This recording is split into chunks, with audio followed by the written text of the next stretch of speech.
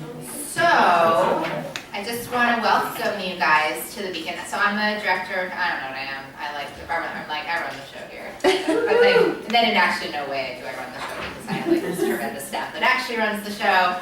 But just wanted to welcome everybody, and I just wanted to very quickly explain what we do here before I, introduce the main act, which is much incredibly more exciting than anything I'm going to tell you. But just so you know, Beacon, the Beacon programs is really created very, in a nutshell, just to help people who are struggling with any level of food or addiction to, help find a better life. And we do this through a variety of methods. We have intensive groups for people who want to lose weight. We have, or get into recovery from sugar and flour addiction. We also have very specific individual sessions, 30 minutes, 45 minutes, 60, whatever works for you. It's really, the way I've developed my programs is about what works and what works for you. I really, really, really believe that one size doesn't fit all for people, especially for New York City people, which is also why we're open 7 days a week, and just really willing to be very negotiable in how and where and what and why we do our treatment. That being said, I'm really, really excited to introduce sort of my work soulmate, Nikki, but in honor of my work soulmate, Nikki, being here, and we were sort of going to do this anyway, but we decided to sort of launch it all together.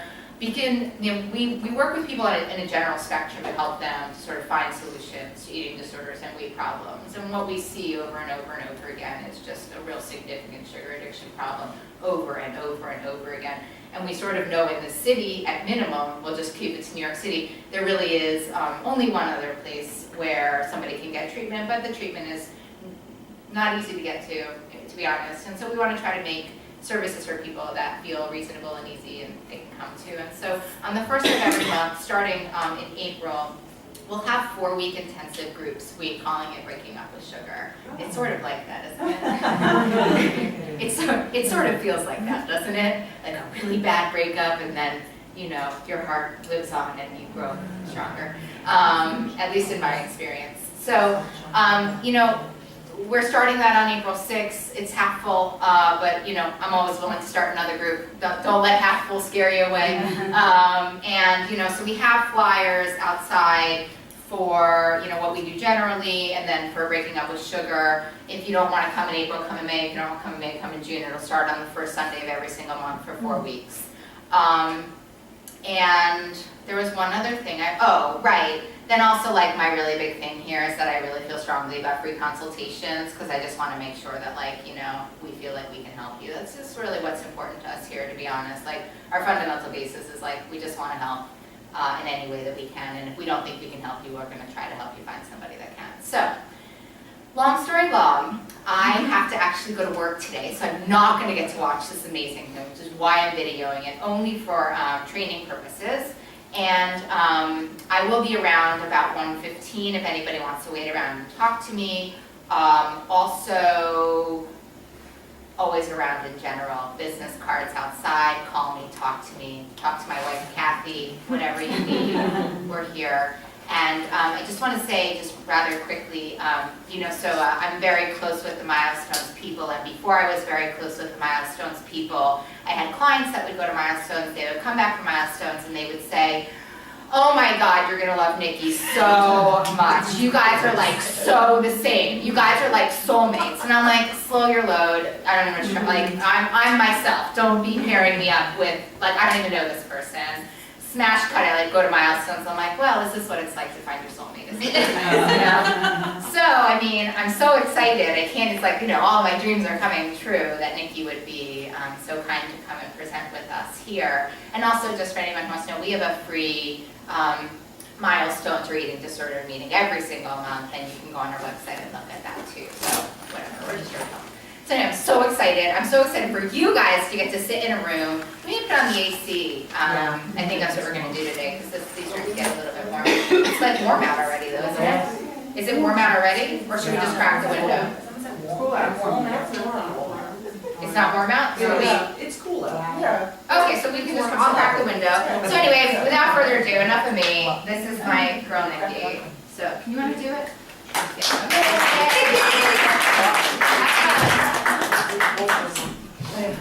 Have fun storming the castle again. Yeah. So hi everyone. Hi, Nikki. Hi. Oh, that's good. Hi. Am I good on camera? Just to make sure I'm in that. Perfect. Space. Okay. Hi. So that was a great introduction. So I see a lot of familiar faces. Only a few that I have never formally met, but looks like almost everyone. So again, my name is Nikki Glantz. Glad to be here. Nice to see all of you guys. Okay, so the first thing I want to talk about is the sugar shock piece. Initially, we were coming up with titles, and there's so many fun ways, creative ways. We were like, sugar shock, shove off the sugar, get rid of the sugar. A spoonful of sugar makes your life go downhill in the most horrific way. Well, we didn't know what to come up with, but sugar shock seemed to be the great title. And with that, how many of you are currently, or let me say this, have in the past or are currently keeping sugar out of your program, out of your food, You do not, right. Doing the best that you can. Right. Okay, so somewhere in there you've heard about this, that sugar is devastating to the body. The piece I want to start off with is, and I, like Molly said, I do work at Milestone, so I, as a nutritionist there, I work with a food plan that we follow the addiction model, which says that we treat sugar like a drug. And when you think about that, when you think about sugar as a drug is not something you're like, all right, this is going to be great. When you think of a drug, you think of cocaine, you think of heroin. It's not like, oh, good, functional, high-functioning life, great. Cocaine, good. They've actually done recent studies, which you may have heard about, but they're even becoming more prevalent, that they did this most recent study where they had rats addicted to cocaine, and then brought in, they introduced them to sugar water. And the rats, you read this morning, the rats switched the sugar water, and then they fed them more cocaine, and they're like, no, we want the sugar water over cocaine. I threw the papers down, like, get out, like, as if we didn't know already, but it was profound to me. And it's nice because research is getting closer and closer to really, really, I think, embracing the idea of food addiction, sugar addiction is real. It's not this, oh, I have a little problem with cake. Like, this is way bigger than a little piece of cake. This is way bigger than that. So the idea behind sugar and the hit, the first thing I want to talk about is dopamine. That's the wow factor. That's the hit. That's the brain going, ooh, I like that. What was that? I like that. And that happens from very early on. We have this association with sugar, and it happens early, and once we have that connection, the brain's like, very nice, very, very nice. I like that. If you have addiction running through your system, which means genetically, this is my, genetically, like somewhere down that bloodstream line, there has been addiction in your family. You are already predisposed to this. You might not even know it, but when you have that hit, your brain remembers it. Your brain will remember what made it feel good. And when it's like, ooh, okay, mama like, it remembers. And for the rest of the time that you're living and functioning, your brain's like, what was that? What was that?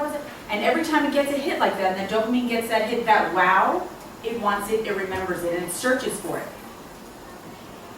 Sugar can replace, first of all, sugar is the wow the sugar can make the dopamine create that wow. Other drugs, food, sex, there's all sorts of addictions out there that will create that same wow, but sugar's there. Once you understand the power of that, you understand the brain is constantly searching for that. With that, you have to respect it and understand, wow, that's pretty powerful. My brain, while it's doing all these other things, knows and remembers, logs in, that's a wow factor. I want to try to find that again. Here's the good news. I'm going to give you the good and the bad. The bad news is the more sugar you eat, the more you eat. The more you want it, the more the brain craves it, and the more that power to get more will take over everything. And that's a big piece, meaning the more you have it, the more you want it. Now the converse is also true, and that's what's a real key piece. The less you eat, the more you streamline, get it out of your system, the brain slowly, that goes away. That stimulation, that want, that desire, that urge starts to decrease. So that's a thankful piece. So if I eat it more, if I take it in, it's going to want more, and you have ignited it like nobody's business. It is there and ready to go. But as you take it out, it dissipates. That's a beautiful concept and it's real, and it's true and it's scientifically proven. Love that. All that being said and done, we're still having to remember that hit is there. It's looking for that. So there's a lot of things you have to do. You have to first and foremost say, okay, I need to follow a food plan that doesn't incorporate sugar. Now, I know with me, with Milestones, I know how we do it. I don't want to put that on everyone. I want to just say that I'm thankful to say that I work at a place I really believe in. And that's what's so exciting about the Beacon combined with Milestones, in the sense that we're on the same page. I truly believe that I'm blessed that I get to go to work and know that what I do works. You know, like it's not a job. People are like, oh my gosh, how do you do that for so long? How do you? I truly find it to be a joy to be like, I do something I believe in. Like I see the change. I have had such great memories of people coming in, like, I mean, there's so many, but of people truly coming in and being like, I've never been able to get off of it. I don't know. There's no way. And to see them at the end of the tree and be like, thank you. And they thank me, and I'm like, I appreciate that, but like, you're doing the work. Like, you're doing this. Like, we can talk all we want and hand you a little piece of paper. Here's your food plan. Hey, nice.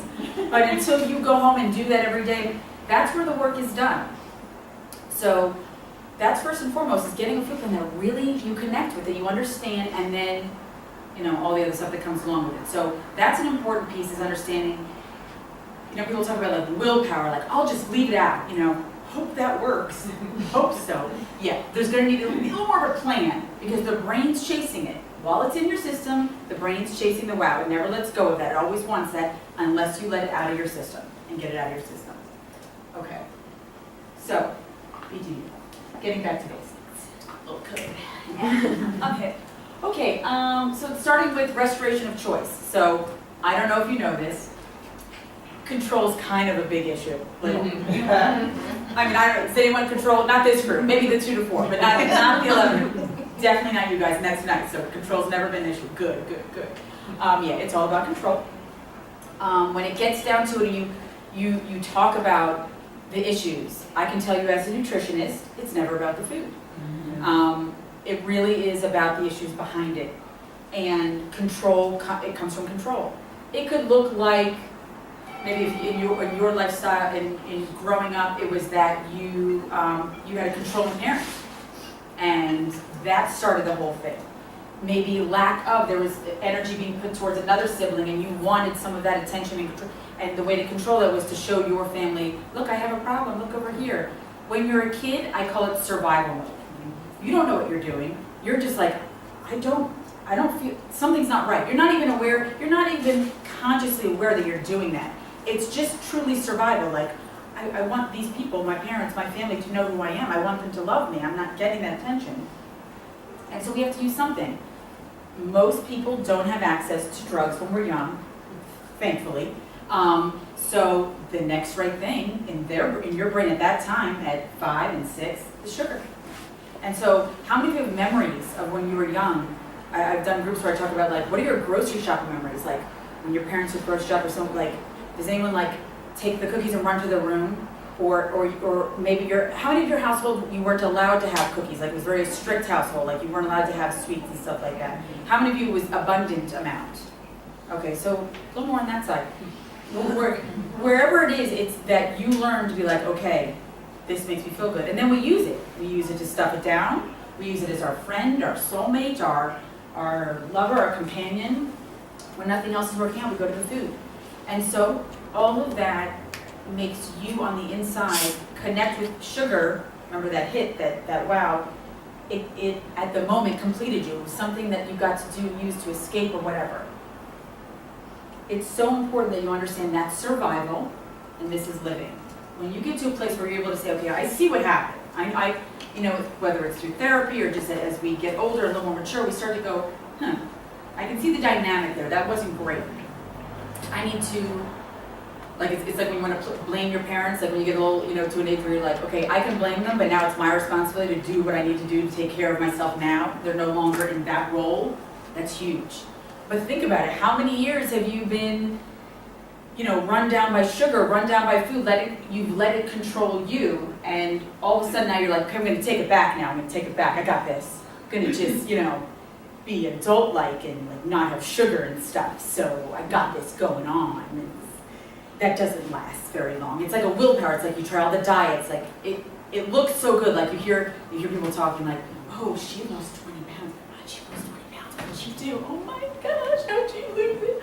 Oh, HCG. Okay, let's do that. Let's get shots and eat 500 calories. Oh my gosh, that's so healthy. Oh, yeah, so just do that. Not, but throw that out there. There's so many, and I mean, this is just you in that transitional period of figuring I got to do something. Something seems out of control, and that's the whole thing. What was controlling you then through life, the dynamics of everything, the dynamic of your life, then became the thing you try to control, which controlled you, but you try to control it, which controlled you, which gets us back to control. So that big piece of I got this needs to be dropped. You go back to basics. You need a food plan, okay? So restoration of choices. Now it's your choice. No more control, okay? You realize control is the base. Yes, that's an issue. But you're choosing to make a better move for yourself, a better direction, a better choice, and it's your choice. And that feels so much better. I stand up here, but I'm the same person. If you said to me, don't eat this again, don't have this again, I'd be like, okay, first of all, get your finger out of my face. Second of all, don't tell me what to do, because I'll hurt you. And after that, I don't know, then I get on like, please don't. Okay, then I get this. And this doesn't get, like, I feel all good, okay? But that lasts for 2 seconds, and I'm back to sugar because I don't know what to do after I do this. I don't know where to go. I'm just ahead. So you need a plan. So when you make it your choice to really make this a program, make this something that works, it's not just about giving up sugar, but first understanding how powerful sugar is. And when it's a drug, we're always chasing it, we have to start with the plan. So the plan is restoration of choice. You get to choose, your choice now is, I am going to give up sugar. And I'm going to do what I need to do to take care of that. And there's the plans behind that, but that's the big piece. That's that I get to choose this. That feels so much better to me. I think as a human, like, we thrive on structure. Just so you know, we thrive on structure. I mean, if you think about your work week, if you're someone who works in an office, even for myself, I do much better in the week. Anybody else? Much better. It's just a beautiful week. I'm like, I'm all excited about Saturday, and Saturday comes, I'm like, Saturdays. Something's happened. I don't know. I was so good Monday through Friday. Saturday's like, oh, crazy. Monday through Friday. So we thrive on structure. So part of that, again, is going back to, I choose to make a plan, but the plan has to be 7 days a week. It needs to be it's a lifestyle approach to this, not just, it's no more sugar, hope that works. Okay. Getting comfortable with discomfort.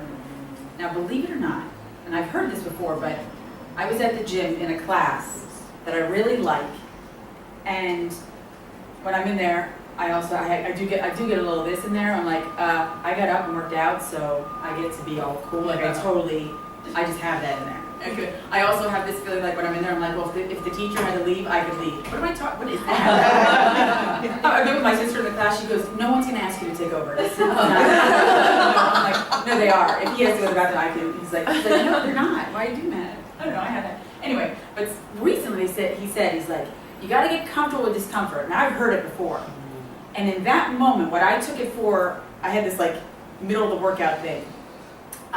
In the moment for me, I took it as, we're on the treadmill and he likes you to increase, and I have my own, like, I'm not going any higher than I need to go to take care of myself. Okay, so I know where if you want to, okay. So again, but I took it in the moment like, yeah, I get that, And meanwhile, I won't move up because I'm afraid it might be too much, I won't handle it on the treadmill, and this is not about increasing your exercise. I mean, not necessarily like, wow, we shifted to another direction, no. But it was that moment of like, yeah, I have my own, I won't go higher because, well, I'm 42 and I'm worried about my knee, so part of it's like a health reasons, but the other part is like, oh no, I don't, what if I'm out of breath for the next thing I have to do? So part of it's self-care, but part of it's like, I don't push myself. And I when he said that, I was like, yeah, like when the weights do have that, I immediately, like I put it down, like, okay, there isn't I'm using the same pound weight the whole year in this class. Like, I'm not saying you have to increase, I want to be very clear, but it was that moment of like, yeah, I don't increase it. Why don't I try that? And then in the same moment I'm having that in the class, I was like, oh. So what I want to say about that is getting comfortable with discomfort is kind of a cool thing. because you kind of accept it. I'm a very in the moment person. I have this thing I joke around and I say like if you're with family and they're crazy and you're about to get sucked into the crazy, what I do is I talk to myself and I'm like, I'm in the crazy. While I'm in the crazy. I'm in the crazy right now. And it makes me laugh inside because I'm like, I'm in the crazy. And I become like a character within the crazy, but so I can observe the crazy instead of getting sucked into the crazy. And it's so powerful because what it does, instead of this like, oh my God, Emily's gonna come talk to me, she's gonna tell me how much I gained weight, she's drinking, looking at Uncle Harold, da da da. If you get to your place where you're like, it centers you. You're like, I'm in it, I don't have to get sucked in. I'm now a character observing this, much more powerful, much more powerful. So with this discomfort, comfort or discomfort, you're like, you find that place, you're like, I'm in that, I can do that. Like, you know, I hate to relate, I should have thought of something else or better for instead of the gym reference, because that's so not what I'm trying to push at all. But the idea of like, I could try this. Let me stay in the moment of discomfort and be like, okay. And then there's this like ABC approach. First, like acknowledge it. Acknowledge that you're in the discomfort, like, I can do that. And then be there. Be supportive to yourself, like, you can get through this. You can do this. It's almost like you acknowledge it by being present in it, and you kill it with kindness. So here you are acknowledging it. That's A. Be there for yourself, like, okay, you're in crazy. And this doesn't have to be a family place. This could be you in front of the pantry going, holy crap, I'm about to take this stuff down. I'm about to take it down, and it's gonna be bad, and I don't freaking care. I'm gonna go, but sometimes I say, just make a deal, okay? You can be in that moment, but what you do is you're like, all right, I'll do it after. Let me walk through these 3 little steps, the ABC. A, accept that you're there, like, oh, you're in front of the pantry. This is not good. This is not a good place to be when you're a food addict. This is not a good area. B, be there for yourself and be like, all right, now you're probably here for a reason that has nothing to do with food. You're probably here for a reason because something else is going on and you're avoiding it. And you don't want to deal with it, or you got yourself overwhelmed. And it gets a bit habitual, like behavioral, like I have this thing where I'll go out to dinner, have a lovely dinner, I've eaten very, just lovely. I come home and I open the fridge. I'm sorry, are you looking for something? Because I don't know what you're looking for. I don't understand what's there. Do you think someone stole something while you were gone? What happened in your fridge that you have to check? I'm just checking. Okay, good, that feels right. What are you talking about? But I will do that. That's a habitual behavioral thing. You need to not do that. So, but being there like, okay, you're in front of the fridge or the pantry because this is what you do. This is what you do. You get through your experience, whatever that crazy is, and then this is how you take care of yourself, which really doesn't take care of yourself, but this is what you do. And then the C is more like calming yourself, caring for yourself, and say it's okay. And what I usually suggest, something as simple as walking outside. Now, I know I say that in New York weather that sometimes, or wherever you live, might be blizzard-like. So I'm not saying you have to go out far, but literally stepping outside, okay, of your home, your townhouse, or wherever you live, your anything, outside the door, shut the door, and just be there. Just be present. You're like, okay. You will be amazed at the power of getting yourself out of there and over here, just for a minute, to be like, all right. Because remember, you made the deal. You just have to get over here. Then you can go back in if you want to do it. But thankfully, here's the good news. Cravings and urges, by the grace of God, this too shall pass. They pass. Nikki, can you address when you're talking about this, one of the things that happens to me is a real belief and fear that it's not going to pass.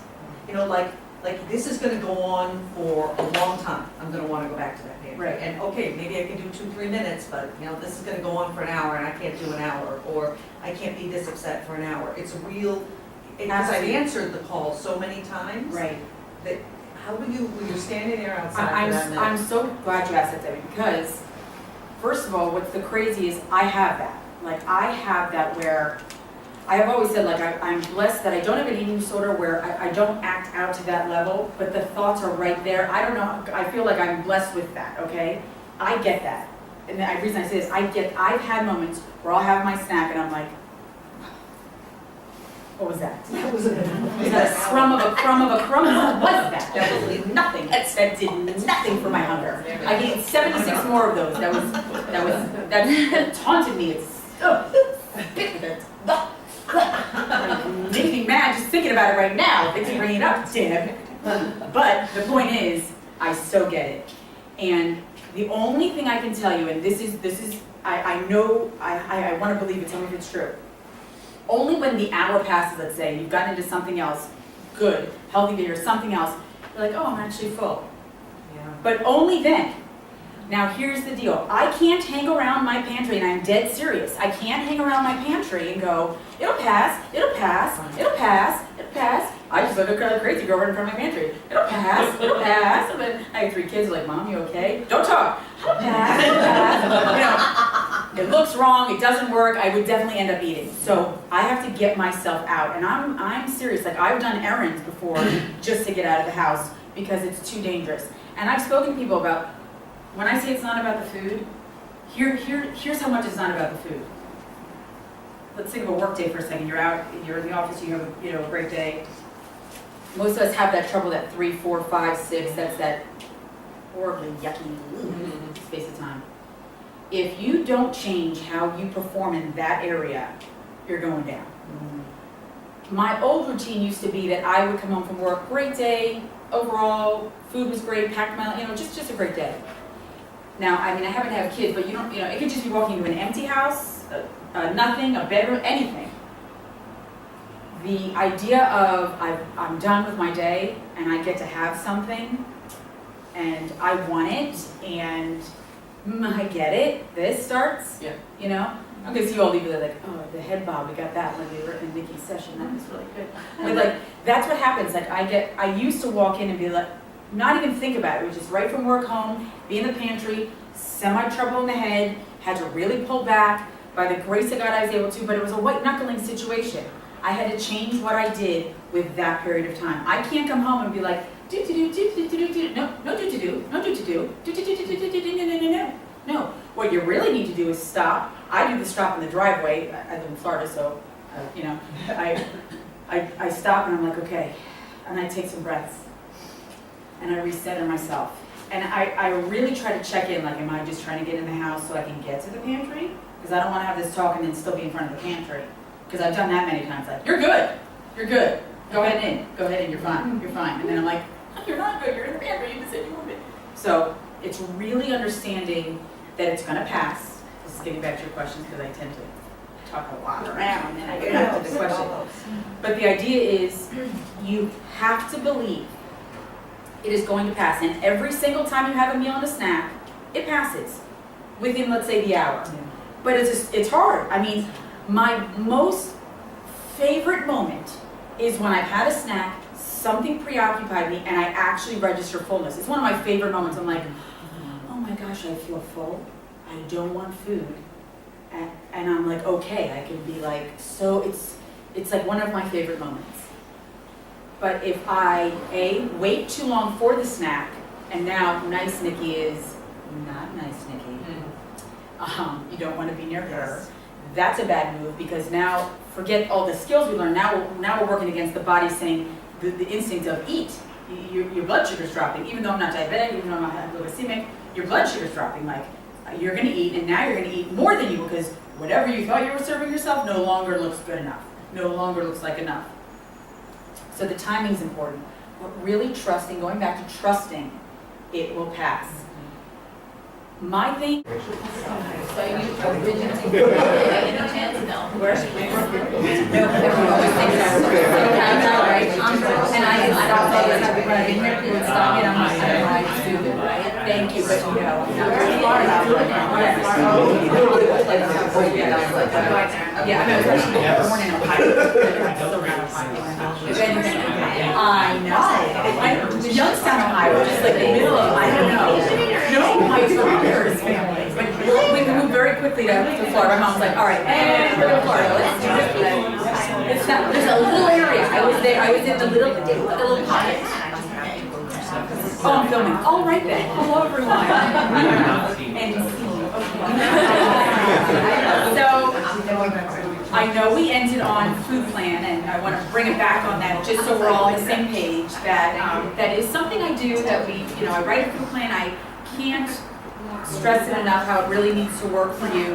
It is not just a little piece of paper that really needs to be followed, and very individualized for you and your lifestyle and what's going on for you. During the break, I was asked to bring up a few different little topics, and although it still has to do with the same thing, so I want to incorporate it in. Sugar, what is it? So I want to just say that, again, I mentioned milestones a lot because it's where I work, that's what I do, but what we do there and what I truly believe is sugar is, yes, turbinado, white sugar, but, and a lot of you can help me with this, there are some other words that mean sugar. So many, unfortunately. Right, the ones that end in OSE, the glucose, dextrose, levulose, all the OSEs. The ones end in the OLs, those are the sugar alcohols, sorbitol, mannitol, xylitol. Those are the tricky ones in my opinion, because they actually take a alcohol and a sugar and combine them, sugar alcohol. So they can write on the label, sugar-free.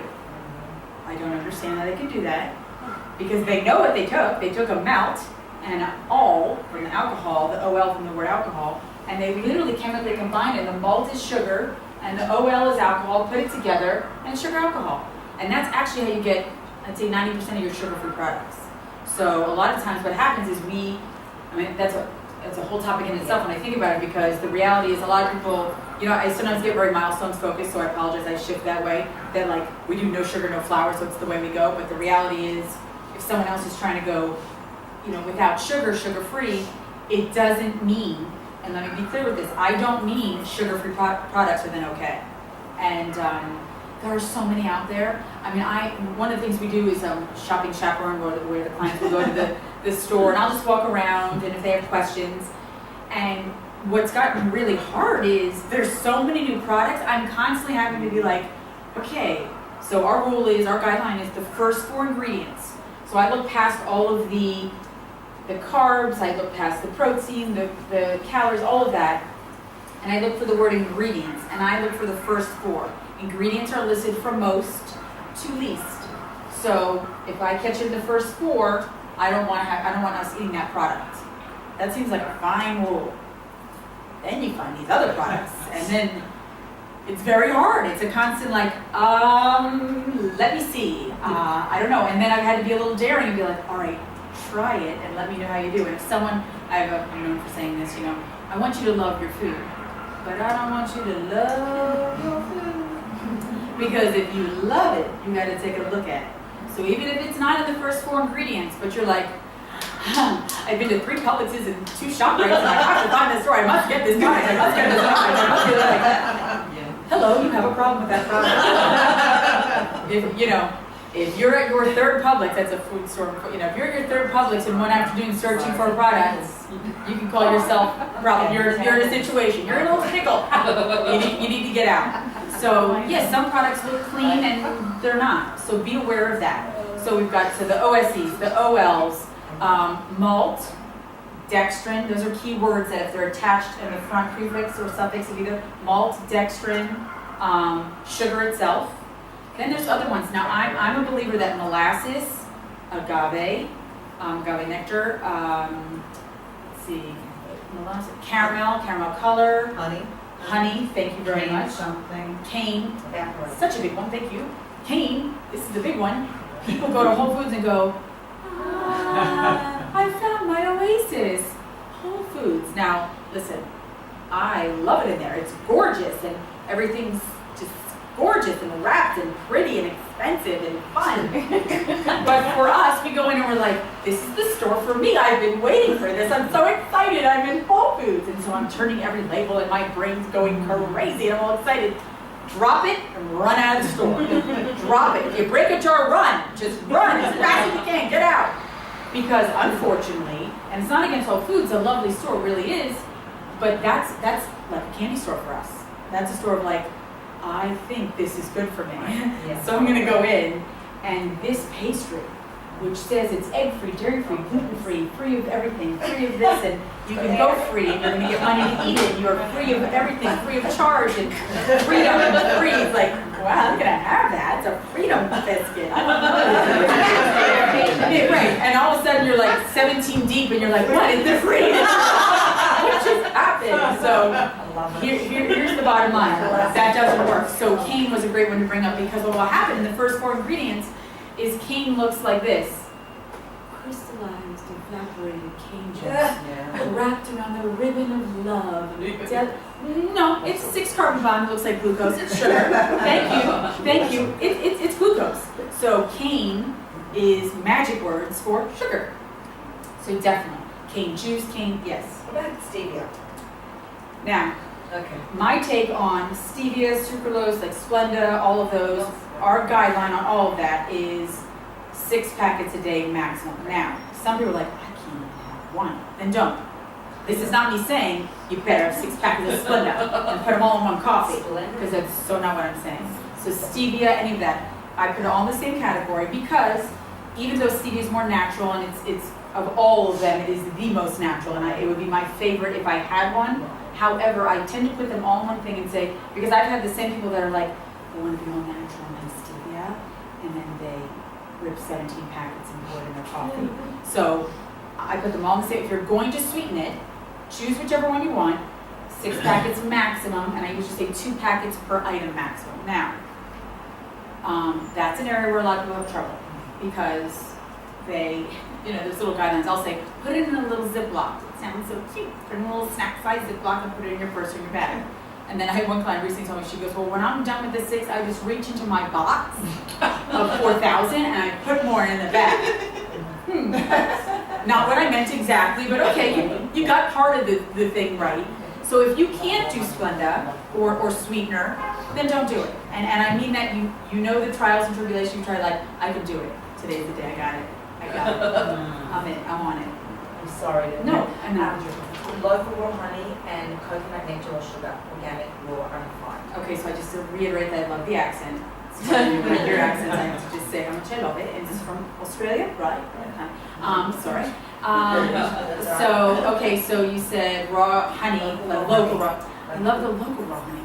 Yeah, it doesn't, no. Even though local, no. Honey's also on the list. I know. Now listen, this is the way I roll. I'm not saying there aren't people out there that absolutely, because I have clients that can do a little honey. And they keep it there and that's what they use in their morning tea and they're good to go. I start off with like, let's get it out and let's see what's going on here. Because really going back to that main thing, our whole life, sugar has just played that role. And when the body registers this lock and key mechanism, which is, here I come, it's sugar, ding, hit, wow.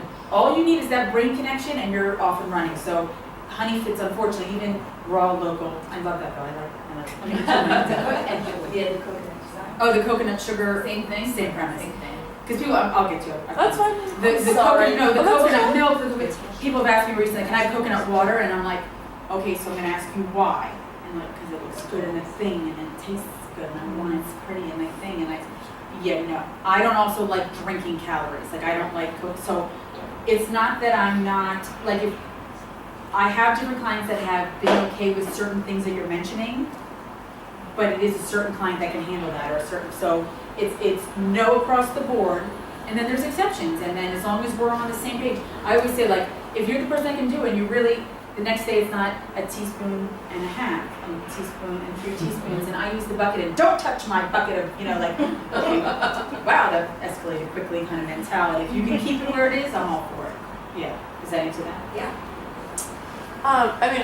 I guess I don't even know how to word this question, but I guess I'm curious like where the line is drawn between like what is a chemical addiction to sugar and what's psychological connections that you've made. So for example, we eat fruit, right? We eat non-fat dairy. There's a lot of sugar in both of those products, whereas Mary's Gone crackers and these wasas and everyone on their no sugar, no flour plans, which I fully support, some people eat some of these products, right? Yes. But they can possibly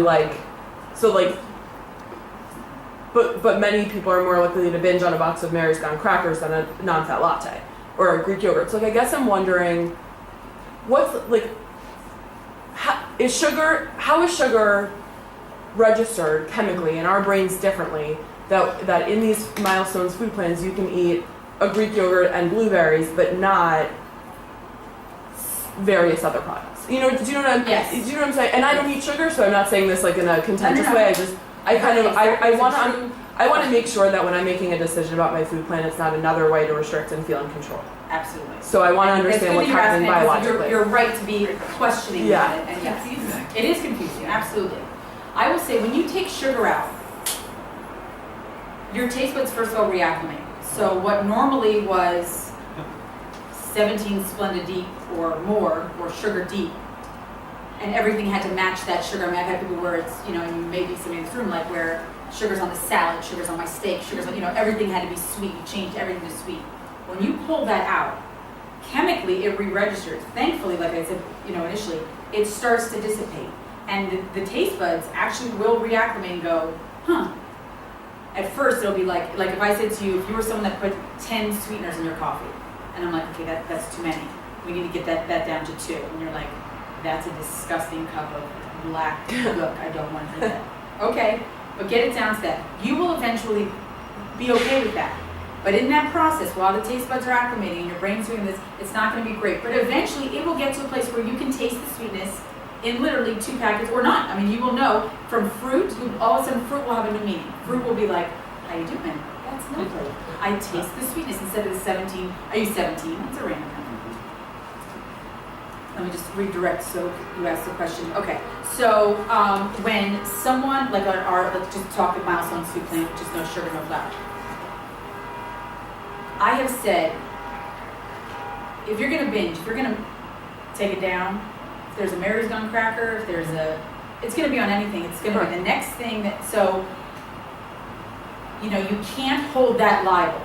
Now, if the excitement factor of bringing in Mary's Gone Crackers, and every time you eat them, it's like, you only get 15 and you want more, then maybe you shouldn't be having Mary's Gone Crackers. It follows the plan, but it might not be something that you need to be doing. Yes. Right. Re-ask. So I guess then my question is it truly a chemical reaction to sugar, or is it that people that binge are more likely to binge on certain products that are more processed and addictive? Those products tend to have high amounts of sugar. Yeah, it's a good so question. Do you know what I mean? Like, yeah, it's almost such a combo. It's a real hard one because I believe in the chemical addiction. Like I believe the allergy to the body. I have a client right now. She got this great test, which hopefully will be available to more people. You saw her brain light up. I mean, light up like a Christmas tree. It was one of the first I've ever seen this, and I was amazed. I can see it. I believe. I know it. I know it. But then there's this fine line and this fine group of people, and not a fine group of people, like fine line where, it's a fine line. I don't know where that is. It's almost like we have to rule out what works and what doesn't. I've got some people that can handle a very natural nut butter, like a peanut butter. But if your association in your world has always been like, take a spoon or forget a spoon, or finger and your hand in there, right? That's going to be a problem for you, even though. So I believe in the chemical piece.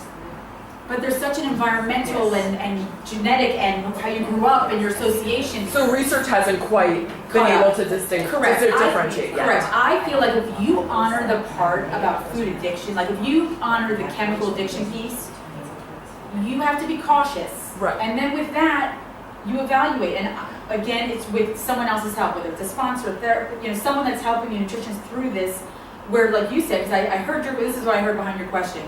I want to make it okay to bring in Mary's Gone Crackers in my house, even though no, it's actually almost like the opposite. Like what happens for me is that I don't eat sugar and flour, and you keep it out. And there's a part of me that fears, just because for me my recovery is very spiritual based, and so I'm very cautious of making sure that I'm not finding another way to feel powerful and in control. Absolutely. And so I guess, and that's been challenged by me and people on my own team, like. Technically, I'm a diabetic, but not me. The person that, specializes in diabetes. Technically, sugars are processed in the identical way. Are you sure this isn't just a really kosher recovery, Yes. wrapping up in a bubble? No, I'm just being abstinent. I don't eat sugar and flour because then I don't have to eat scary foods. I would say this. Then let me speak to the scary food, fear food piece. Okay. I have this thing where I'll say fear foods start here and then they become this big thing that we carry that's like, I can never bring this in my house. I can't have that. No, I'm no sugar flour. I cannot have that. No, no, no, no, no. And this. I want to take this, punch a little hole to a tiny little pinhole, bring it back down. What that means, it might mean that I don't keep it in my house, but I could have it at someone's, like if it's planned, or it might mean that I incorporate it once I let my sponsor know I'm going to have this meal tonight, it's a way to measure. All I would say is working on, what I hear is the battle with, I sometimes have a tendency or could go the route of being more restrictive and using that as an excuse to keep things out instead of possibly incorporating them. You keep it so clean to make it look like there's this really definitive line. Yeah, and I understand, like, it's, I get that it's a fine line. I guess I always want to like, I know that, like, food plan, it doesn't really matter, I guess, the cause. Like, if it works for you, it works for you, and that's my bottom line. I don't really care. If it works for me, I do it. But I guess just because we're talking about it, like, it's sugar addiction seminar, I'm curious It's a great to know. question. It's a great way to, you asked it, I love that you put it out there, and I would just say it's just one of those things that, it's not as, the chemical piece is there, but when you know yourself, you might have to challenge yourself on some things on principle to allow it in and get it away from here to here, as long as it's with the help of someone else. Right. But it was a great question. I'm gonna go around next to you. I'm gonna try to be fast, but I wonder if you could address, I start introducing the alls, the OLs or something like that when I'm feeling deprived. Okay, so I've been known to spend an hour on the web looking for a sugar-free, flour-free bagel. They don't exist. Thanks for reading the Or research. something like that. I think that's where the world of those products is, but can you address a little bit how you help people manage the deprivation factor? Because you are talking about their love of disappearing. Yes. Even though we know we feel better, I don't always find that's enough.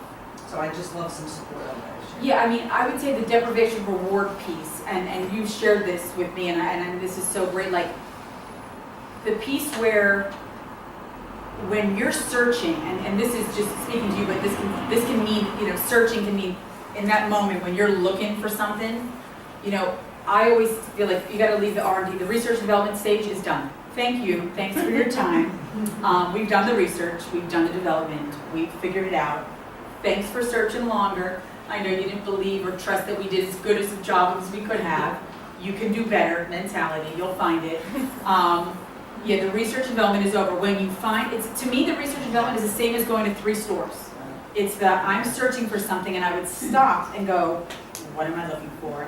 And what am I not dealing with? Yours, it speaks to the reward piece and the deprived piece, which is, I don't get to have that, so let me try to find something that will make me happy. In that way, the reward after I want that. And I have to say, and that adds to the piece, it's like when you have the snack and you want the feeling of fullness to come, you're putting yourself in a predicament. As soon as you start the search, sugar-free, delete, you need to get to the delete button immediately. That act, this, sugar-free, stop. Because really what ends up happening is, it's the same thing. People say to me, like if I put someone on a food plan that's way to measure, they'll say, the family will be like, well great, now you've got my child more obsessed. She's weighing, she's measuring, she's bringing scales and purses, she's got batteries slinging around, she's doing things, what's going on there? Why? Right, and I know initially the food focus is a food focus, it is. Food addicts focus on food. And it looks odd, it does, and I know it's a hard, like, isn't this supposed to free me? Wasn't I supposed to not be as obsessed? And I have a lot of family friends that say that. Right, here's my take. It actually ends up freeing you in the end, but initially what you need to know is the focus is going to be there. There's no way you can be a food addict, I give you a food plan, you're going to go, oh, great, I'm not even going to think about it. Bye, you guys, I don't even care, it's no big deal. Like, no, it's totally a big deal, and I'm going to be obsessed about every meal and trying to get the voila moment or get it to fit in here or make this happen. And you will even see with the addiction, it'll go that way with recipes and food books and food channel and apps and things like, wow, you just transferred all that energy into this energy. How you doing? But it's all part of the process, it's all part of your journey. Like, oh, so when I was obsessed with finding the sugar products out there, now I've switched to finding foods that I can have and all the recipes that do work, and right, that's just part of the addiction. That's part of the going, I'm crazy. I know what I'm doing. Like, it kind of, like, exactly, I know what I'm doing, and be vague, acknowledge it, be good to yourself, be supportive, be like, okay, this is okay, I know what I'm doing. I'm transferring this because I don't know how to not think about food. I'm a food addict. I am obsessed about food. Of course I would be like, oh, I might have 1 or 2 cookbooks as you have to open the door. You know, like, of course you have cookbooks, sweetie. It's an obsession. Welcome, you know. Welcome to the Beacon. How are you, honey? That's why you need to be here. So, again, tangent. I don't even know where I went with that, but yes, that, and I'm sorry, I've lost my train of thought, but I need to come, was there one more question over there? Susan, then I will get to this row. I just want to make sure for the non-fat versus low-fat that I'm on the right track, that my understanding is I should stay away from non-fat, because yesterday I went to buy yogurt and they didn't have non-fat, and I could only find, they didn't have low-fat, sorry. They didn't have low-fat plain, they only had non-fat plain, so I bought a different brand, which I do not recommend if anyone wants to eat it. But I bought it anyway and eat it, and so I didn't buy the non-fat. Yeah, my take on low fat, no fat, the only non-fat thing I'm truly okay with is skim milk or yogurt that can be fat-free. Everything else I don't like. I don't like fat-free. Yes, Okay. if you're going to go that route, it's the only thing I'm okay with fat-free, which would be milk or yogurt. Across the board, I prefer just fat, like a light or regular. I don't like when they replace the fat. Do you prefer like 1% milk versus a non-fat, or it's really cutting hairs? I don't. Okay. I mean, we're really, it's yeah. Okay. I just don't like fat free. I tend to not be a fat free. I just don't like what it ends up doing chemically. Just yogurt. More the more natural it is from the source of what it is, I like. The closer to that. Okay, then start this way and then I'll get to you did, yes. right? So, just when she was talking about kind of the psychological addiction as opposed to the physical metabolic. I know, like for myself, what I find, like I'll plan my binges. Like that's how controlling I am. So I know, like I'll eat frozen yogurt like every day of the week, and whatever. So I know on the weekend I allow myself 2 times to have the frozen yogurt with the granola, with the whatever. And you only have a certain portion, so you don't go crazy. But then I always find like afterwards, like, and I know it's more up here. Like I could have more, I would definitely have more. But I know that's the amount I'm having. That's what I planned, and that's it. So it is confusing because there's a part of me that says, do I want it because it's sugar, or do I want it because I want it, Right. And I would say, again, answering almost the same way, it's I believe in both. And so it is hard, and this is where the extra stuff, like how you grew up, what was given to you, what was taken from you, what you didn't have, what you did have. Do you remember your friends' houses by their pantries and what they had? Were you not allowed to have this in your house? Were you allowed to have that? All of that plays into every single element of that choice that day. The chemical piece is there, that it's like when you get it, something gets ignited. It's not just, whatever, It's like they say, there's a great saying that said, when you're full and you're like, oh, and someone offers you like a bowl of broccoli, you're like, no, truly full. But if they offered you like a bowl of something you're like all of a sudden like, oh. I was thinking it, I'm sure I can take that down, like, where's that? Like, what is that? Because if you offer me, when I'm full, a bowl of broccoli, I got it. No, I'm done. I'm good. I have broccoli, I'm good. All of a sudden another bowl comes in and something else, I'm like, what are you doing? So same premise. The chemical addiction's there, like you understand, like it ignites something, but at the same time, everything else that's happened in your world plays into that. So the only, I don't want to say danger, I want to say the thing I would say to you that you're able to handle on the weekend, have this amount, I would say be cautious. That if ever, like I have this thing that said, the DSM-5 talks about what is addiction, is your tolerance, like is all of a sudden that no longer appeals to you. And you're so proud, like you did it for 2 weeks or a month or 2 months, you're like, I'm just saying like, or a weekend, you're like, I got through 2 days with frozen yogurt in the 1 cup, I didn't go back and get more, I am so proud, woo, I rule. It's not that now watch what happened all week, you're like, well, I didn't know you were a kid. Yogurt shop there and a yogurt shop there and a yogurt shop. All of a sudden everything you see, and that's what will happen because your tolerance now, it's like I've awoken the beast. You've awoken the hit factor. He wants it. He's like, how you doing? Hi. We got that from that. So I say with card, if you can handle it, great. And then if it needs to be dealt with, then that's the next level where we do. Uh-huh.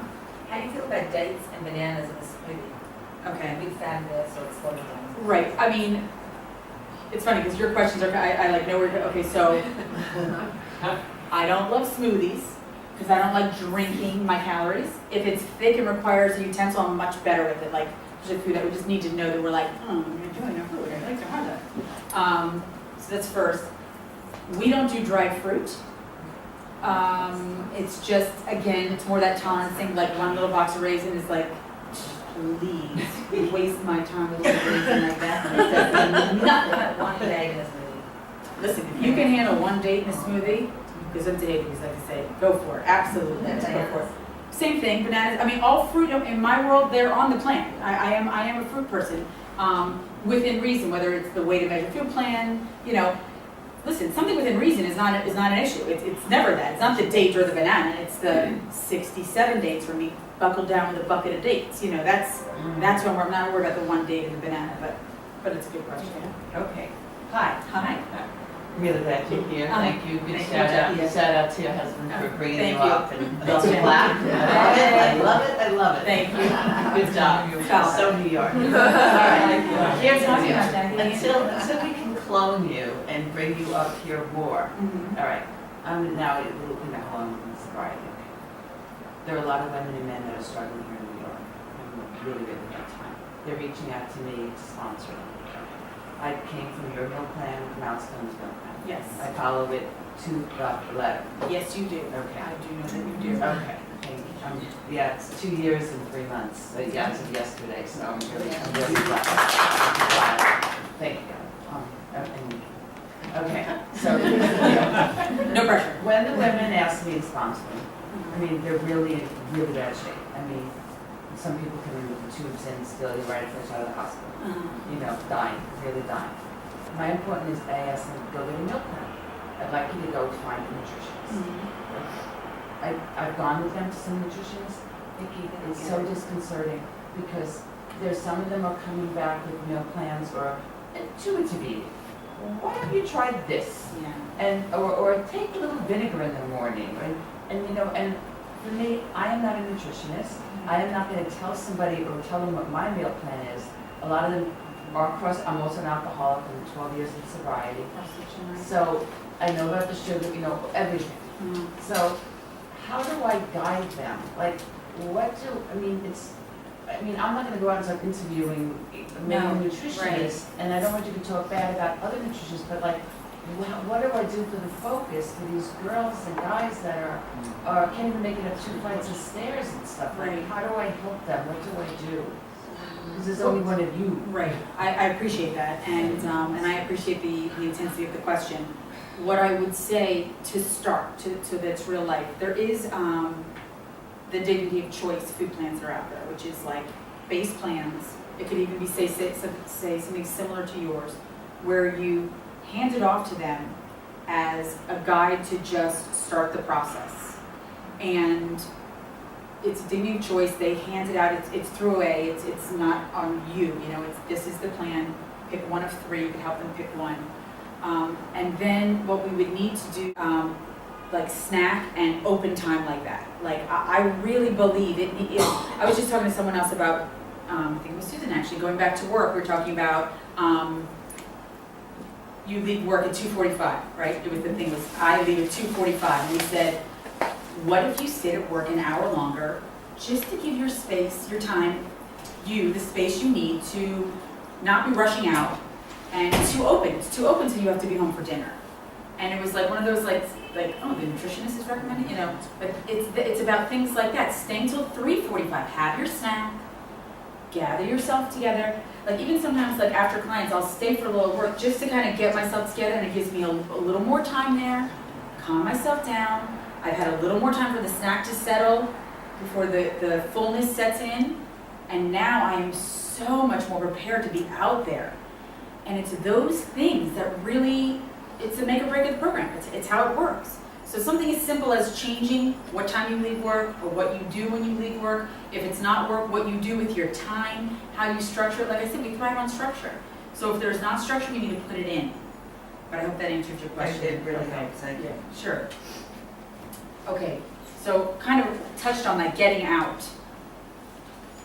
You cannot stand in front of that pantry, that situation, and let me also say, this could be any situation. This could be, anything where you're feeling triggered and think, well, that'll be okay. Remember, your brain still remembers. It wants to have a moment with you where like, hi, I'm gonna help you remember a memory you haven't had in a while, and it's gonna be a good one. It's gonna be a doozy. And we're gonna be pretty powerful about it. We're gonna call on all our forces to really get you to go for it. And that's you being in a vulnerable situation and not being aware of it and getting sucked in. So the other part of it is really to get out. You know, just get out or get it out. I had a parent say to me, well, my kids really love this snack food, but it's my downfall. Like, that's so easy for me to be like, okay, well, you're not keeping that in the house. But the kids love it. How are you after you have that snack that they're having? What kind of mom are you after you eat the snack? Are you lovely? Are you a delightful present mother? Would you say your mood changes and your way that you interact with the kids is fantastic? No. So wouldn't you say it would be better if they got that snack elsewhere and you remained the same mom in that situation? Absolutely. So sometimes we codependently keep things in the house, or for others like, oh, my grandmother used to always say, it's for the grandchildren, it's for the grandchildren. My mom would be like, they don't eat that. The kids don't eat that. But it's for the grandchildren. Like, and then when we got there, like, hey, you can have one. I mean, she was very good, but you know, it was very funny. Like, and it was like a known cabinet for the grandchildren, but they definitely dipped into that when the grandchildren weren't there. So it was fun. Okay, support. So there's two ways to look at support. One, the support you had when you started this whole thing, or before you started, the friend, maybe the sister, the family member that you always went to, and do I look good in this? Does this look good? Oh my God, I ate too much. What do you think I should do? What do you think and then, oh no, you look great, and don't worry, and maybe you should eat more. And that person, lovely, needs to not be on your support list anymore, because they were there in the beginning when things were not kosher, to say, just use a word like that. They were not where they needed to be. They were the person that co-signed a lot of your stuff, because they don't know from program. They don't understand that it's an addiction. They don't know, thank you. They don't know that this is really one of those things where you can't co-sign it. I'm coming to you for support, and I know now what you're gonna say. You're gonna say, it's all right. I always make this joke, like, you're on a bus and no one knows you, and you're like, I want more turkey. I really just love some more turkey. You turn to the person who goes, I would like more turkey. Okay, you're crazy, and I don't know, that's not the support I'm referring to.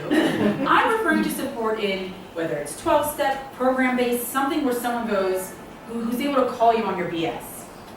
And you need to have more than one person, because part of that too is that you can exhaust the system. Like, I had someone tell me that it's not their husband, fiance was their support. And then the husband or the person started pulling away because she would call in these panics all the time on the work, like in these pure panics. And I understand she wasn't fully committed, didn't understand the whole program, but it's too much for one person. And that's the whole essence. We get a little of this, I think we get lost in, I don't want to be a burden, I don't want to call, I don't want to bother them. This is so little, I can take care of this on myself. And you know how many lies we've told ourselves for so long? So it's very hard to find that fine line of like, wait, you're lying, you're not telling the truth, you're telling the truth, you're not telling the truth. It's very hard to know where that line is. You don't know. Well, that's why having more than one person as support is helpful.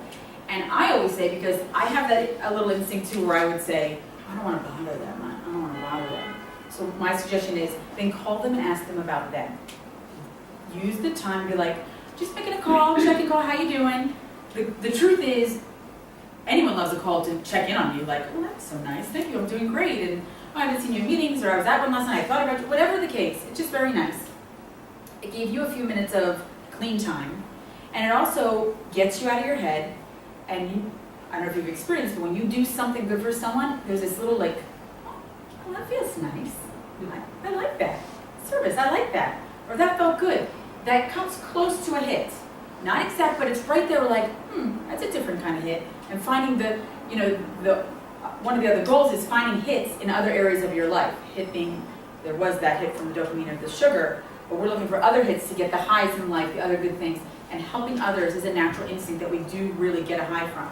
So if you feel like, well, I'm not going to call right now until I'm having trouble. If that's something where you struggle and you never pick up the phone, then call someone else. Help them, and then in the end it helps you. So it's a great way to get through that. Can I ask a question? How do you get from that to the next step? From calling and Okay, saying because how what- you're doing right. to, hey, I'm in trouble. Fabulous. Thank you for asking me and getting back on course. I appreciate it. Because I can so veer off. What ends up happening, the first part. yes, yeah, right. It's actually, there's two things that can happen, and this is what's great about it. One, you end up helping them. Two, you get a natural hit, and you're like, oh, I feel a little better. Three, this is where the option comes. You may or may not say, I'm having trouble. You don't necessarily have to say it. The act of just calling someone really stalls you and gets you out of the, ah. So it's kind of two-parter. Like one, if you end up saying a fantastic, if you don't, you end up just helping them, and it's a beautiful thing, and you pass the time. Because really, again, this too shall pass, like it really does. And it's important. I'm always the person that says, just do it once, try it, and see what happens. Because again, that discomfort thing, that's where I get that little part like, oh, she said that, in she said call someone, but I'm not gonna call someone. Now I'm gonna ask them about that. Just try it, just do it, see what happens. And you'll be amazed. Have your own experience, I don't even tell you, you have your own experience with it, and be like, wow. Because I really feel like, those lists of all the great things you can do, like you can color, you can paint your nails, to study. And those are it's a great list, and I'm all for it. But sometimes when you're like, it's not like, let me take my nail polish out and paint my nail. Like that's not gonna happen in that moment. And now you're zooming down the list looking for other things to do. It's so easy, thank goodness with cell phones, that we can really call someone quickly and be like, how you doing? So it's also important when talking about support, getting numbers at meetings. We have this thing that we think they're a clique and that they don't like us and that they're not going to talk to us and that I'm not going to talk to them because they have a friend and I'm not going to talk to them, so I'm just going to leave. Okay, no, that's good. Okay. That's one way to go to a meeting. The other is put a little of the head cock on, okay? No one has to see you do it. They might think you have a little kink, so you don't know, you don't want to be shifting the hair all around, but, just bring it. Be like, I'm just going to go talk to them. I'm just going to say hi. If someone shared me, one of the things I tell people, if someone shared in a meeting, just go up to them afterwards and be like, that was a great share. I really got from what, I took something away from what you said, or thank you for sharing during the group. I really connected with what you said. People love to know that they connected with someone. That's a great feeling. That's all you need. And then you have a little conversation, and this is where you go like, you want to exchange numbers, so like if we ever need, like if someone's like, oh, I'm a late night person, great to have some late night people that you can call. Great to have just some random phone numbers to have. But that support, part of it is expanding that because, I say this in treatment a lot, we talk about leaving your life, coming to like milestones for 30 days. We try to make it as real life as possible, but the truth is when you get back to your life, I always say like, no one's like, halt, all people in the city, Nikki needs her snack. All people, stop doing everything and just look at Nikki, she's having her snack. Thanks everybody, I was worried. No one stops, no one reminds you. The alarm that's on your phone that's in the other room you didn't hear, and you're like, dang it! Second day out and I'm not even having my snack. Holy, what is happening? And that's okay, little bumps in the road, that's all part of it. But staying on track, just keep going, just keep moving forward. I'm such a moving forward person, I can't tell you, like, just keep moving forward. I had someone recently who, even at Milestone, she was learning food plan and all of that, and was by accident doubling the carb in her meal. So every time she was having her carb, somehow she was doubling it. And she was, when she realized it, she was flipping out. And to say the least, almost to the ground, And it's like, okay, you're good, moving forward. Believe it or not, there's no compensation, there's no game playing, there's no restricting tonight because you didn't get that, because people love to do that. That's a no. You'll never hear me say, so yeah, leave out dinner. Okay. You had an extra snack, just leave out dinner. You'll never hear me say that, ever. just so you know. And that's one of the biggest gameplay cards ever is that, I did this, or I did that. Like, no, moving forward, next move, next snap, whatever, you know, that's where I stay with that. Okay, and then surfing away from sugar. So surfing, I don't know if anyone's ever heard of surfing. I know a lot of the milestone people have. Surfing stands for spirituality, exercise, rest, and food planning. Surfing. The spirituality piece. So I don't care if you believe in a God, one God, 7 gods, or you don't believe in God. You need to know there's a power greater than yourself that's responsible for some stuff up there. That's who you need to hand it over to. That's where you need to believe, like, here's the question I'll ask you. How you doing when you're in charge of that? How's it going when you make all the decisions? How's it going? Is it good? Is it good? Is it good? Yeah. Not really good. Not really good. So first and foremost, you have to know, that's where you have to get that place of like, have you tried once or twice before to get this under control? Have you tried? I mean, really, you know, if there's one thing you can say about a food addict or a person with addiction, it's like, you know you've tried. In every direction, you've tried. The good and the bad, you've tried. It doesn't work when it's left in your hands. That's the key piece. When you're in charge, it doesn't work. It's just a true fact. If you really think about all the trials and tribulations you've been through, you have to know it doesn't work. So, a higher power, spirituality, believing there's a power greater than yourself. And you leave it there, and then whatever connection you can get beyond that, fabulous. I believe it enhances your recovery, but it is just something you have to take out of your responsible hands. Exercise. So, with exercise, I can say that I believe in exercise, but I don't believe in any one form of exercise. I believe in anything that works for you. I do try to believe, I believe in something that's fun, if you can find exercise fun. I mean, I go through all sorts of like phases with things I like, and I will typically, I do my best when I follow the things I like. If it's, I gotta get on it's hard to get back to that. So I'm all for finding a class, mix it up. Like someone's like, okay, can we not do Bikram yoga? Listen, if you're following your food plan and Bikram yoga works for you, let's figure out a plan and make it work. I mean, I have people that love to run marathons. I'm like, if it's really the love of running and not the weight loss piece, then by all means, if you're ready to fuel your body for the exercise you're gonna do, then by all means, please do it. I don't know if anyone in this room's ever felt that way, but anyway, it's not that.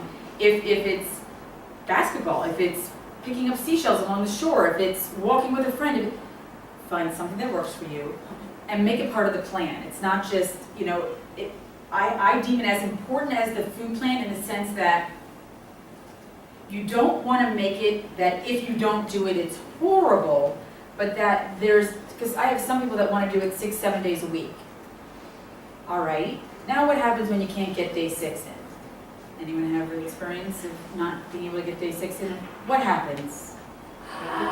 Anxiety. Anxiety. And what do you do? You know, how does that work for you? No. And then the whole day, what are you obsessed with? Are you in it in someplace? Right, correct. The whole day is an obsession of, I gotta get in, I gotta get the strength up to get in, I gotta make sure this ends up this so I can get it in, I gotta get it in so I gotta pick so I can get it in, I gotta make sure I get it in. So you're talking to me, but really I'm not talking to you because really I'm thinking about some exercise because that's all I can really think about because I have to get it in because I am what I am when I exercise. Like, that is off, okay? That is a little skewed to the right on that one, a little too much. So exercise should be this thing that you like. Some of the time, listen, there's some days you gotta go, just gotta do what you gotta do. But you know, I mean, honestly, do you know how you feel? Would you say you feel good afterwards? Like, talk about head cocking after that? Oh, I walk out of the gym like, how you doing? Okay. I mean, whatever the case, but it just gives that feeling of how you doing.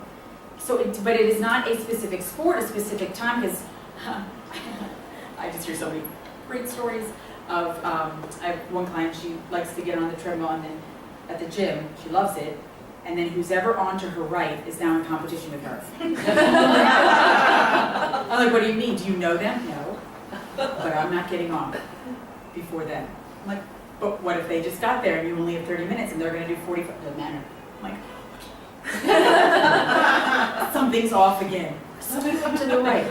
So this exercise piece is not just, she said exercise. No, I didn't. It's something, within reason that works for your lifestyle. And has room. Like, I'm always a range person. And people forget to do this.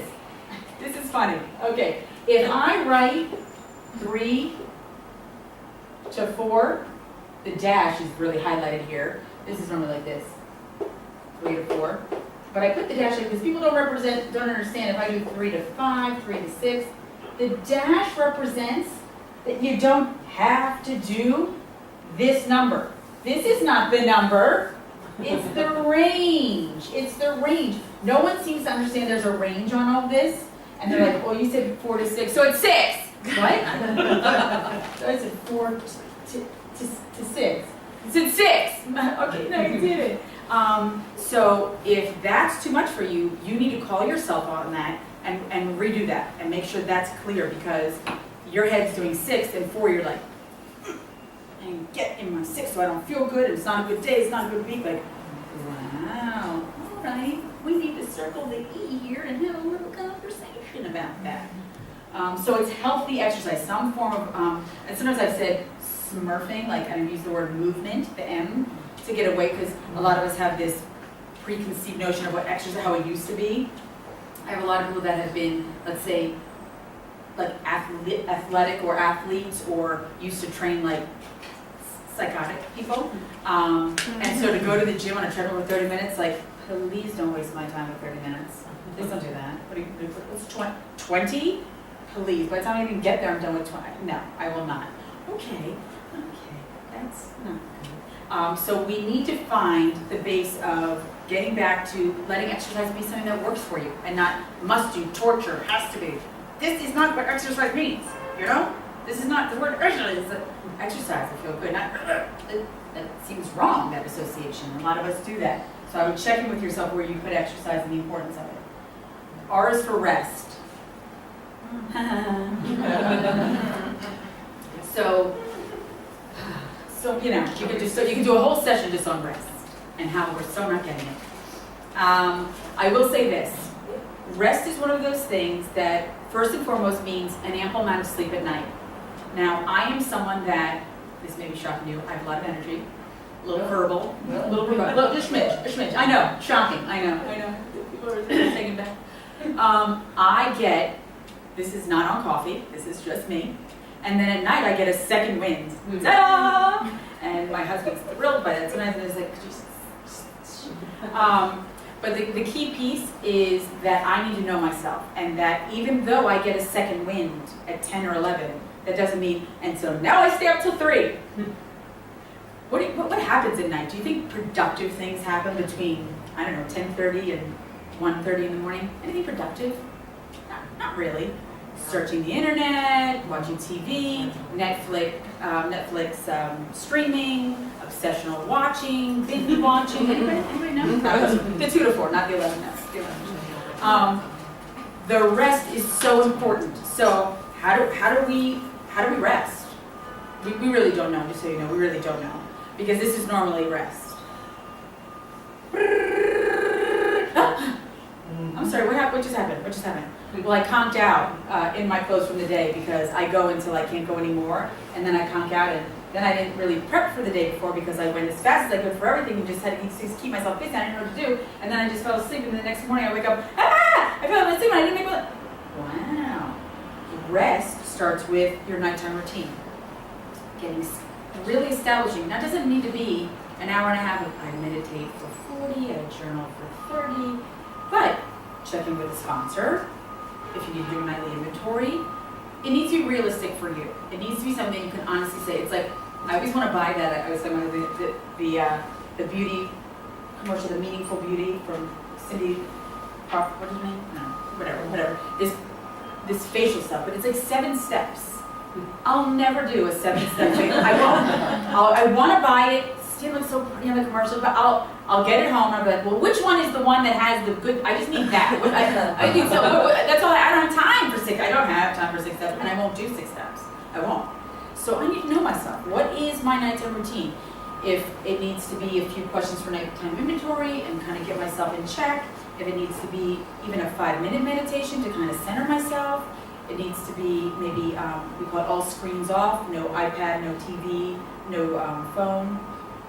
If it needs to be some nice music to put myself to bed, whatever it is, you need to find that and redefine it. Make sure it's not only working for you, but that it really is making you more productive the next day. I've discussed with people about when do you guys prep, if you're prepping your food, let's say for the next day, how many of you prep at night? Like your stuff for the next day? Prep at night, like the day before? Yeah. Okay. How many prep in the morning? Okay, a little both. Yeah, like I have found for me, and this is not against the morning, I love if you can do it. I have found that even if I wake up 7 hours in advance, which is such exaggeration because I know, let me be real clear, I so don't. There's never enough time in the morning. You ever notice that? Like, Yes. even with ample time, you're like, I have to go. I don't understand. Like, no matter what. So I'm get your backpacks ready, get your, your work bag, get your clothes out, pack the food. I've even done this where I've packed the food. No, not packed the food. I've prepped the food, and I'm like, I'll just wait in the morning. No, that's crazy morning. I do it like this. Oh, so much easier to have it done. And I've even done this where I have it like in little pods. I need to put it in the bag and zip it up so all I'm doing is grab it. There's something about, I have this hesitation in the night, like, I used to do that in the morning. I'm sorry, you're 42 and you're new here? Are you new to the world? You don't do well like that. So I have learned, I literally have to pack it in the bag so I can just grab it and go. Because I'll even have it in bags and then I forget a bag. It's like, so I'm telling you, figure out your nighttime system. What works for you, prepping, packing. If it means packing a scale with you. I know people that bring a scale, they've traveled all over different countries, different places, and have brought a scale and a backup scale to make sure they have that. And if it means that, if it means packing your snacks, whatever you need to do to take care of yourself. Okay, so that's all part of that rest, because if you run yourself ragged and you're too crazy at night and then your morning's too crazy, you know those mornings when you wake up and the alarm doesn't go off? And you're crazy when you get to work, or at least for me, I'm still crazy in my head, but everyone's like calm, and I'm like, I have no idea what the morning was just like, because the alarm didn't go off, and so I didn't get time to do it. And that's with prepping the night before. That's just me trying to get ready, and it's that, when you start your day like that, you're like, I have to really regroup to make my day feel calm. So rest is so crucial. And then food plan. So being a nutritionist, can't say enough about this part. Although the irony is, like I said before, it's never about the food. But in this situation, it is about the food. It is about having a food plan that really, again, and I mean this, needs to suit your needs. So as much as it is a piece of paper with some numbers on it, if in your lifestyle, you don't work in an office, or you work in an office but your hours are late, or you're teaching a class, or you're taking classes afterwards, you need to work that out. Like, it can't just be like, a lot of people when we come to, let's say, milestones, we follow a routine there, but we're all doing the same thing. So before someone leaves, we kind of talk about, well, what's your lifestyle? What's your drive like? How much time? What time do you leave? All of that. The food plan needs to encompass that. It really does. And on that piece, it then needs to suit your needs. So you have to make sure that with whoever you're working with, your needs are being met. Is it weight loss, weight maintenance, weight gain? Is it, a whole other piece is getting a weight and all that. We'll talk about that in a little while. But the idea of a food plan that you embrace on a daily basis and you plan for and you make that happen. And yes, that's something I do. That's my primary job. But the behind the scenes is so much more. That's why it's like it's all this and on this piece, the last piece is that it's not that you could reverse it and make it the first. It's vitally important. Let me not depreciate the value of it, but understand that just a piece of paper doesn't mean anything if you're not doing the other stuff. And I think we get caught up in that kind of thinking, and it's yes, it's a food plan, but all this stuff to make sure that food plan gets followed, and that your recovery encompasses more than just a food plan. It's not just about that, believe it or not. So I'm going to take a little break, 5 minutes, for a bathroom water break, and then we will resume. Figure out what do we do? Is it maybe so many? I don't know, because I think of more like a business thing, like, well, then maybe one day a week we have, I don't know. Like, I don't have a direct answer for that, because, you know, as a piece of paper really means nothing if it's not attached to, you know, recovery in a plan. You still need the piece of paper. You need someone solid, like a nutritionist, to tell you this is what needs to happen.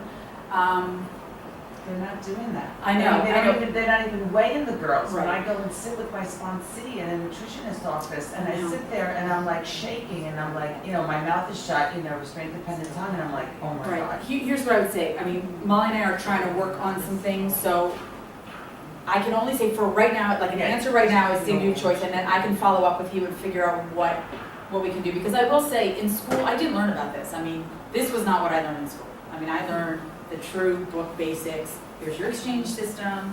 This is, you know, I mean, exactly that.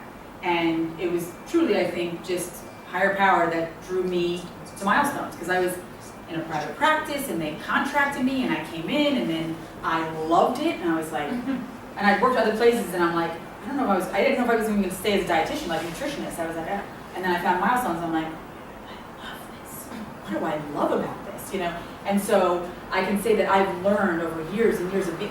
I get it, and I get when someone else doesn't. I've gone to. This is not even speaking ill of any other nutritionist. When you're school trained and you don't yet understand when you get a client that has a food addiction, and you go, here, come back next week. Try just having 1 brownie instead of 4. Okay. That's mindful eating. Yeah. You know? I had a nutritionist say to a sponsee, go and have some M&Ms in the afternoon. Mindful eating. When she walked Right. out. I think when you don't understand food addiction, you think mindful eating, intuitive eating is like, you're gonna get it. Like, well, I think I need M&Ms right now. I think it's time for a sugar snack. How on earth would you know where to stop with that? How would you know? So it is truly something, I was in just a good space to learn at the age, you know, when I went in, and so I can only say that I can follow up with you with that. And I could talk with Molly. Yes, and come up with something to, as a guide too, as a base of that. Are they looking to walk away with like a meal plan, like this is what you should eat Monday, Tuesday, Wednesday morning? Oh, yeah, I go, and the nutritionists don't give them intuitive eating. I mean, I have walked in and sat there with a nutritionist. Yeah, no, it is, I mean, yeah, I mean, even for me, referring someone out when they're not from my town, or if someone's going home and I want them to follow up with someone, like, I gotta make sure that nutritionist at home doesn't say, what are you doing? Because that's all a person needs, like, why, do you think I shouldn't be? You think I should be having more sugar? Because if you think that and you're the professional, then I like you. And one was a graduate from Columbia, and another was a graduate from NYU. I mean, I went to a workshop a couple weeks on mindfulness-based eating, Yes. and I have to, I wanted to like scratch the people's. No, right. I was so. If you don't get the addiction piece, you think mindful or intuitive eating is, and listen, for some people that don't experience addiction piece, it works, and great for them, and how wonderful, and I love that, but it's so, to me, like the idea of like, okay, I've struggled with this my whole life, like I'm thinking about the half-eaten cake in my kitchen all night, like I intuitively think by 3 a.m. it's time for me to have it, like, that, you know, like I say, eat a piece. right, and what's a piece? It's like, the cake is my piece, if I have it intuitively, the piece would be the cake. I'll leave you a sliver, there's some. Yes, well that's actually, let me say this, I'll talk about this piece and talk about that and then we'll get to that. Okay, so, kids, house, sugar in, sugar out, families, when you're with someone that doesn't follow the no sugar, no flour, and you're following it. I had a couple recently, I was telling someone this, that the boyfriend would eat candy in the bed, and they were there together with me, and she's like, it really bothers me when you eat that candy in the bed. And he was trying to be supportive. He's like, okay, I'm not going to do that anymore. And they came back 2 weeks later. He's like, you'll be so proud. She's like, wait till you hear what I said to her. I'm like, what? He's like, I switched the candy. Yeah, to another candy. Like, I don't even like any name what he's like, I switched it. I'm like, okay, you didn't get it. But okay, we'll work a little harder on that. So I will say this. I mean, we have 3 kids. We have a house our house has a mix of things. I really teach the eat when you're hungry, stop when you're full as the base. when it's kids, eating hungry, stopping full. And if you push that piece, it lets someone know, because remember, you're supposed to be born with the instinct to go, I am full, I will stop. We're born with that. What happens is, you become 3, 4, 5 years old and you go to little preschool, and the little bell rings and they give you a snack at 10:42, and they give you lunch at 12:06, and your body starts to go, I guess I was hungry, but snack time. Okay, and I guess I'm gonna have lunch at 12:06 because it says 12:06 and the teacher gives. And then you go to elementary school and then middle school, and you see other kids' lunches, and then people are not, in your house. And all of this stuff gets lost, and your cue to eat when you're hungry and stop when you're full just gets lost. And especially if you have addiction running through your system, it was like, we're out the window, out the door. Did you say instinct of what? What did you say, full? What? No, when I'm hungry, when I'm full. What are you talking about? What is that you're talking about? That's gone. So understanding that, to speak to the family members in your house depends on the level of care you need. Like, do you need certain things out of the house? I believe I have like this 5, I feel like you can ask for a list of 5 things to come out of the house. If you have a list of 5 triggers, you can say that, here's the deal. I know you keep blank and blank in the freezer, and while I've been in treatment, I've been thinking about blank and blank in the freezer, which lets me know that needs to come out. Now, you want to say it nicely, like, listen, I need your support on this. Usually people, this is the good and bad, people will understand it more if you said, I'm an alcoholic, and you have, bottles of stuff hanging in every day in the fridge, and there's 2 things that would need to come out. That seems more obvious. Food's a hard one because it's the very thing we need to live on is the very same family of things we are addicted to. But if you let the person know, like, there are a few things I need your help with, and please, I need you, if you want to consume them, they just need to be out of the house. So that's my usual thing, is the balance of that. Now, if you recognize that your kids or certain family members need, you don't want to push your stuff on them. This is your issue. And only through your example, believe it or not your words, think about your family. Should you be eating that? Does that ever work? Like, well, I wasn't, but now I'm gonna.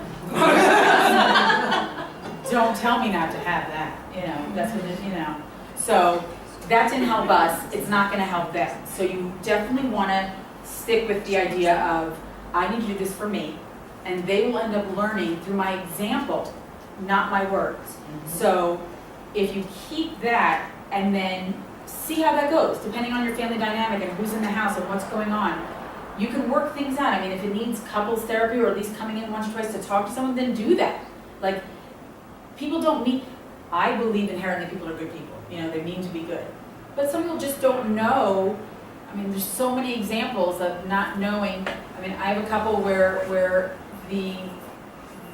my client is a female, she's dating this gentleman, such a nice guy, but he's like I would call him a foodie without the addiction piece. So he just likes to talk about it, but he doesn't necessarily buy it. So he'll say things like, oh gosh, they have these things on sale, I didn't buy them, but oh my God, she's just like, great, thanks for mentioning it, and now it's on my mind, So that needs to be a conversation, because he's not buying it, but he's 24/7 talking about it.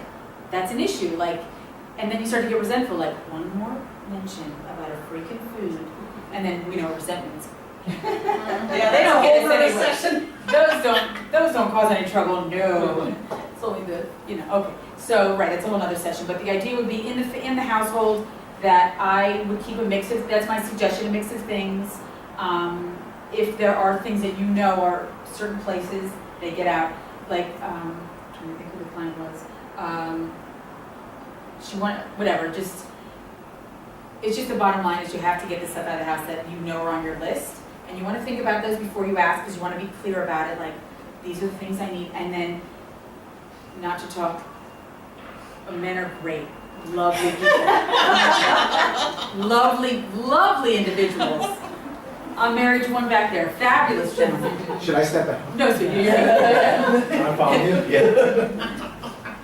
What I have said and what they heard me say, sometimes it's different. So when I say, I can't have this food, he might have heard this week was at the end of it. I can't have this food this week. And next week, it's back in the house.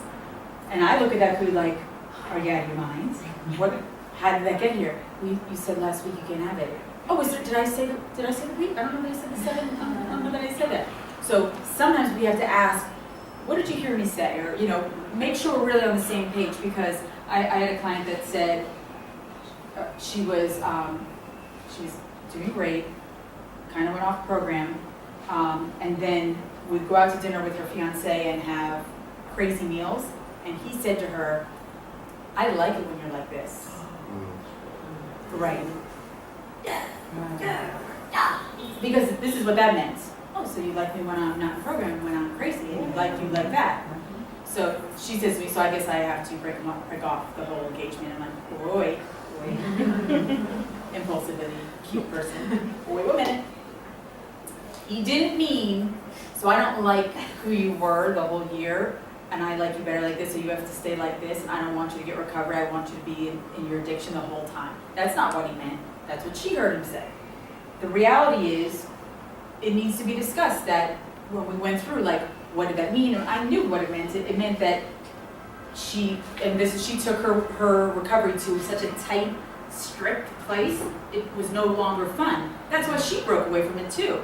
That's what he was talking to, but she couldn't hear that. She's like, oh, really? Okay, that's great.